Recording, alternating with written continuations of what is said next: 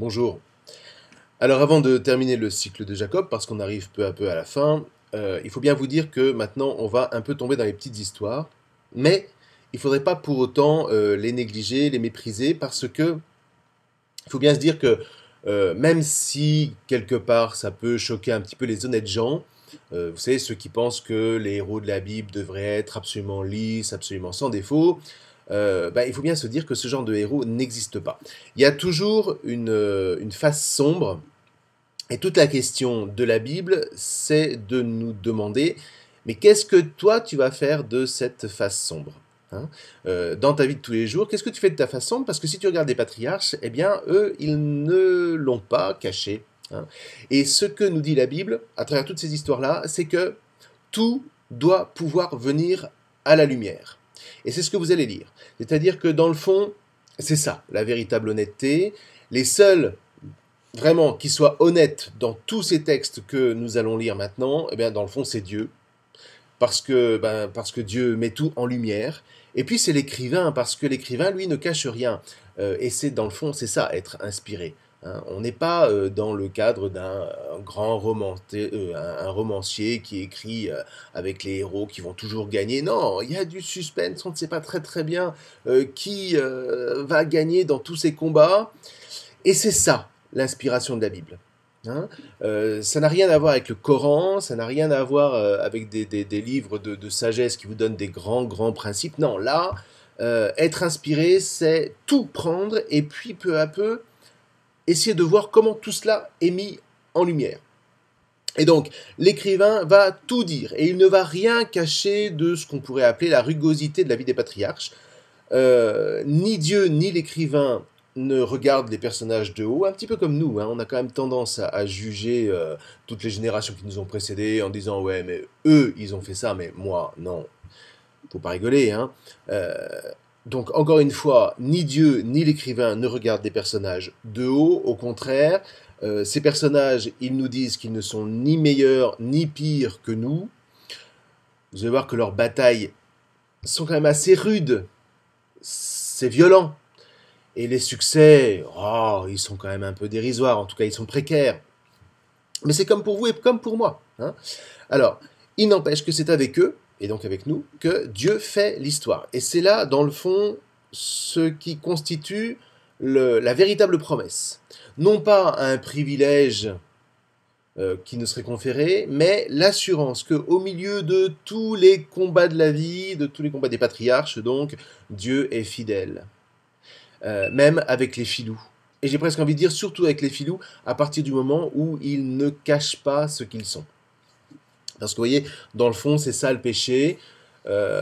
Non pas, il s'agit, la question n'est pas de ne pas magouiller. La question, elle est de ne pas cacher la magouille. Si on veut peu à peu guérir de ce mal qui est en nous, il faut que tout vienne, encore une fois, à la lumière. Et là, l'écrivain est vraiment génial. Il est vraiment inspiré.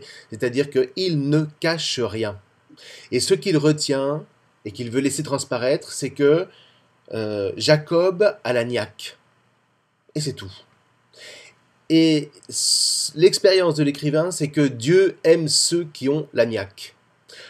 Dieu n'aime pas ceux qui sont victimaires, qui se plaignent de tout, qui attendent tout de l'État-providence, non. Mais, encore une fois, une niaque qui se vit à la lumière de Dieu, et non pas simplement pour se forger une image au regard des hommes, hein, ça serait plutôt la mafia. Euh, Jésus nous dit « Soyez rusés comme des serpents », c'est ça que ça veut dire « Ayez la niaque », ne vous laissez pas avoir, mais vivez à la lumière, hein. Et puis, on peut quand même se dire que s'il y en a eu un qui a eu la niaque, c'est-à-dire une volonté à toute épreuve, c'est bien Jésus. Plus tard, en vivant de manière absolument transparente dans la lumière de Dieu, on peut dire que Jésus sera le digne fils de Jacob.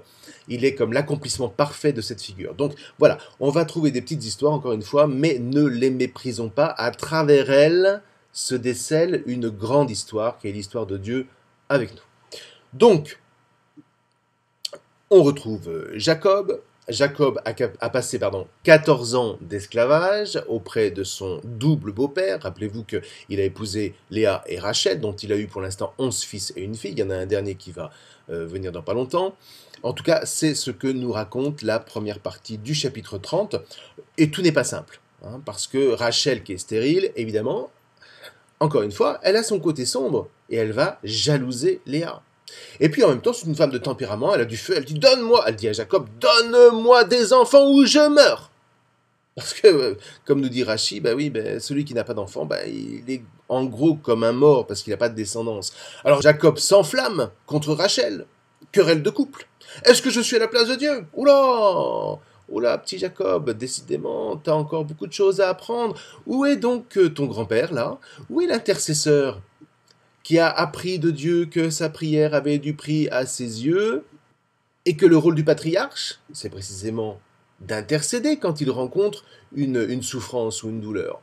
Bon, ben non, il la renvoie dans ses buts, hein, et de fait, elle devra se débrouiller toute seule, c'est ce qu'on vous dit au verset 22, elle va prier Dieu, elle va demander la consolation, et Dieu va entendre son cri, et on vous dit qu'il ouvre enfin son sein.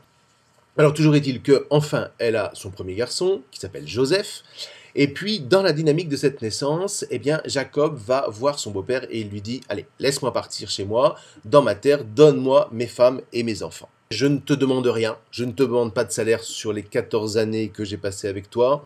Elles ont été marquées par les mariages, tu m'as donné Léa, tu m'as donné Rachel, j'ai une descendance, eh bien je repars avec ma famille.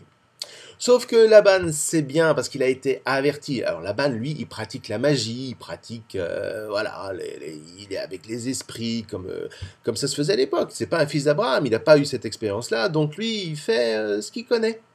Et la magie lui révèle que s'il a prospéré, c'était à cause, enfin, ou plutôt grâce à Jacob, qui est béni par son Dieu. Alors, de voir partir celui qui est à la source de la prolifération, de la richesse, c'est un petit peu ennuyeux. Et donc Laban va lui dire, non, non, non, ne t'en vas pas, ne t'en vas pas. Je sais que c'est grâce à toi que je me suis enrichi, alors allez, reste, reste, et je te donnerai un salaire. Et puis alors là, Jacob d'enfoncer le clou, mais à l'oriental, hein, tu as raison, si tu as prospéré, c'est vraiment parce que Adonai a béni mes pas. Alors, je ne veux rien de toi. Vous voyez, vraiment, c'est celui qui ne veut pas dépendre des autres. On reconnaît bien Jacob. Par contre, mon salaire sera celui que Dieu me donnera. Et ça, cette phrase-là, elle est magnifique parce que c'est précisément la phrase qui détermine Jacob comme le juste. Et il va donc accepter de rester 6 ans de plus, tout simplement pour se composer un cheptel, tout en continuant à travailler pour son beau-père et en gardant ses bêtes dans les champs. Alors, ils vont passer simplement un contrat. Jacob va lui dire, écoute, moi je vais garder toutes les bêtes secondaires, c'est-à-dire celles qui ont des taches, celles qui ne sont pas belles, etc. Par contre, toi, je te laisse tous les beaux animaux, c'est-à-dire les plus purs, les plus blancs, les plus parfaits. Comme ça, tu auras une valeur marchande plus importante. Moi, je me contenterai des petites miettes. Et alors là, évidemment, il sait y faire, Jacob, parce qu'il flatte Laban, et Laban tombe dans le piège. Et Laban lui dit, d'accord, ok, seulement en même temps, il n'est pas complètement naïf, et on voit bien qu'on n'est pas en terrain de confiance, hein. Dès que le marché est conclu entre les deux hommes, Laban, lui, va commencer par trier les bêtes. Il va mettre celles qui sont pas belles de côté, et il va les éloigner de Jacob, parce qu'effectivement, si jamais il laisse ses bêtes vers Jacob, eh ben, il va les croiser, et il aura une prolifération de bêtes tachetées, mouchetées, etc. Bon. Et donc, il ne lui laisse que les brebis blanches, que les chèvres les plus parfaites, de façon à ce qu'il les croise entre elles, et puis, bon, bah, il n'est jamais, entre guillemets, d'animaux avec des tares, bon, extérieures, mais enfin voilà. Donc il met 3 jours de marche entre les troupeaux. Alors qu'est-ce que vous voulez? En face d'un tel beau-père dont Jacob sait qu'il ne peut rien attendre et dont il a surtout tout à craindre, eh bien Jacob va lui prendre les moyens de déjouer les desseins de Laban. Alors en soi, on ne peut pas dire que les moyens qu'il prend sont malhonnêtes, hein. C'est pas plus malhonnête que quand on vous dit qu'il faut manger du sodium et du potassium si vous voulez plutôt avoir une fille, ou il faut manger du magnésium et du calcium si vous voulez plutôt avoir un garçon.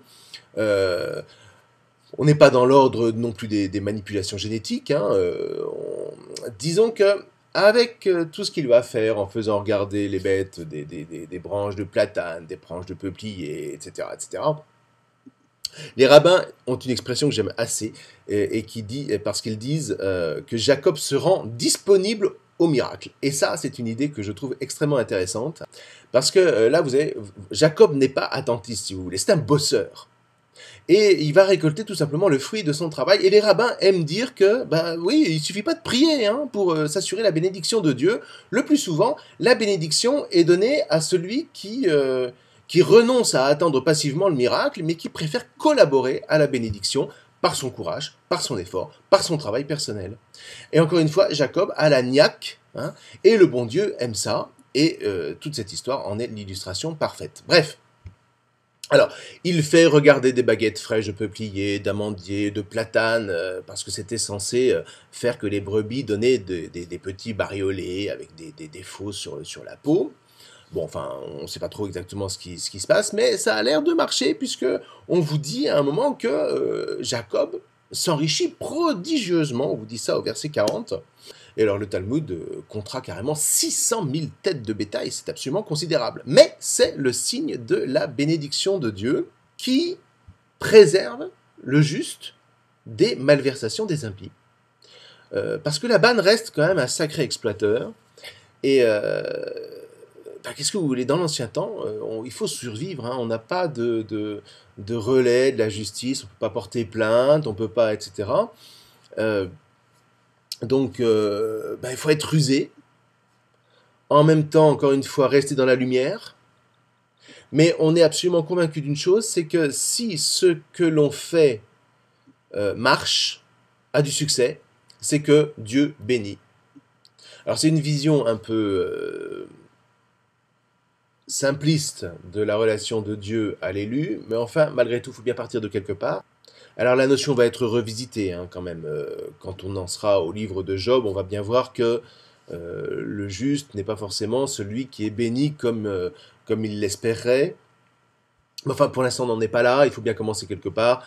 Ce qu'on vous dit, c'est que Dieu bénit Jacob, Dieu bénit le juste pour le protéger des malversations de son beau-père, des malversations de l'impie. Et Laban, de son côté, devra apprendre que Dieu bénit son gendre, même si la leçon est assez difficile à avaler. Bref, toutes ces considérations au chapitre 30, pour nous permettre de bien comprendre ce que dit le récit, hein, au-delà des faits bruts. Donc, Jacob est désormais libre, et il a des serviteurs, des esclaves, hein, qu'on vous cite d'ailleurs au milieu des animaux, mais c'est simplement pour vous dire que ces esclaves-là sont des bergers, hein, c'est pas parce qu'ils sont comme les animaux. On n'est encore une fois pas là comme lors de la traite négrière du XVIIIe siècle. Donc il est libre, il met à profit son esprit d'entreprise et il s'enrichit.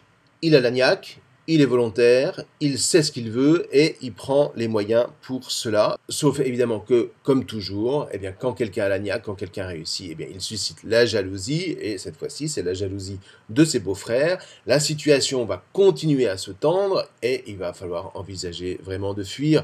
Et ça, c'est ce que nous verrons la prochaine fois. Je vous remercie.